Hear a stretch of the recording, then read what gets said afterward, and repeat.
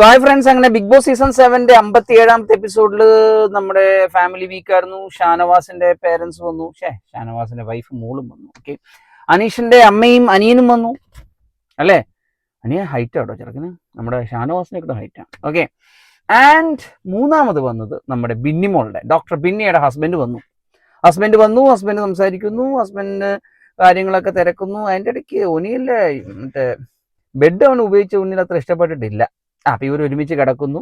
Camera രണ്ട് കണ്ണുകളും, രണ്ടല്ല എത്ര 57 ക്യാമറ ഉണ്ടോ, എല്ലാ കണ്ണുകളും ഇവർ രണ്ടുപേരും കൂടി ഇനി എന്താ ചെയ്യണം പോകുന്നത്. നാണമില്ലേ ബിഗ് ബോസ്? ഇവിടെ ഒരു ഹസ്ബൻഡും വൈഫും അല്ലേ, അവര് കണ്ടന്റ് ക്രിയേറ്റേഴ്സ് ഒന്നും അല്ലല്ലോ.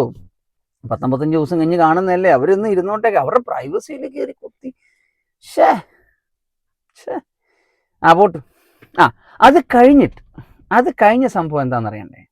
അത് കഴിഞ്ഞ് എനിക്ക് ഏറ്റവും ഇഷ്ടപ്പെട്ട ഇന്നത്തെ എപ്പിസോഡിൽ നമ്മുടെ നോമിനേഷനാണ്. നോമിനേഷൻ എല്ലാവരും ഓരോരുത്തരുടെയും പേര് പറഞ്ഞു. അതിനകത്ത് ഒനീൽ പറഞ്ഞ നോമിനേഷനാണ് ഏറ്റവും ശ്രദ്ധേയമായിട്ട് എനിക്ക് ഫീൽ ചെയ്തത്. അതായത് ഒനീൽ പറഞ്ഞ 2 പേരുടെ പേരാണ്, ഒന്ന് ലക്ഷ്മിയുടെ പേരും ഒന്ന് നമ്മുടെ ഗിസേലിൻ്റെ പേരും. അത് ലക്ഷ്മിയുടെ പേര് പറയുമ്പോഴത്തേക്ക് അയാൾ വളരെ വ്യക്തമായിട്ട് പറയുന്നുണ്ട്, ഏറ്റവും ഫേക്ക് ആയിട്ടുള്ള, ഏറ്റവും എന്താ പറയുക നന്മമരം കളിക്കുന്ന, എന്നാൽ ഒരു തരത്തിലുള്ള ഗെയിംസോ ഒന്നും ചെയ്യാതെ താൻ എന്താണോ വന്നത്, അതായത് ഒരു വൈൽഡ് കാർഡ് എൻട്രിയിൽ താൻ എന്താണോ വന്നത് അതിനേക്കാളും ഡൗൺ ആയിട്ട് നിൽക്കുന്ന ഒരു കണ്ടസ്റ്റന്റ്.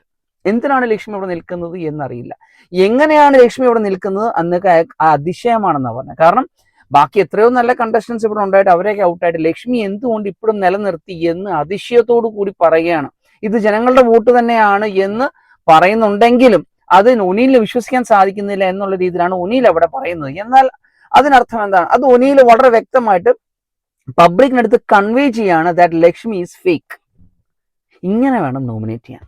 അല്ലാതെ ഒരാളെ ഇഷ്ടമല്ല എന്ന് കരുതി അയാളെ നോമിനേറ്റ് ചെയ്യുമ്പോഴത്തേക്ക് ഒരു കാര്യകാരണവുമില്ലാതെ വെറുതെ കയറി നോമിനേറ്റ് ചെയ്യരുത്.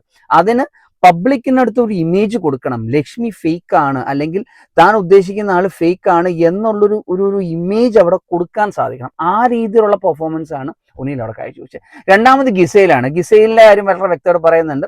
ഒരു പപ്പറ്റായിട്ട് കൊണ്ട് നടക്കുകയാണ് നമ്മുടെ ആര്യനെ അങ്ങോട്ട് ചാടറ ഇങ്ങോട്ട് ചാടറ എന്ന് പറയുന്ന ഒരു കുരങ്ങനെ പോലെ കൊണ്ട് നടക്കുകയാണ്, അവന്റെ ഷെയ്ഡിൽ കൊണ്ട് നടക്കുകയാണ്. ഗിസേൽ ഒരു തരത്തിലുള്ള പ്രവൃത്തികളും വർക്കും ചെയ്യുന്നില്ല, എല്ലാം ഇവനെ കൊണ്ട് ചെയ്യിപ്പിക്കുകയാണെന്നും ഒരു തരത്തിലുള്ള ആക്ടിവിറ്റിയും ചെയ്യുന്നില്ല.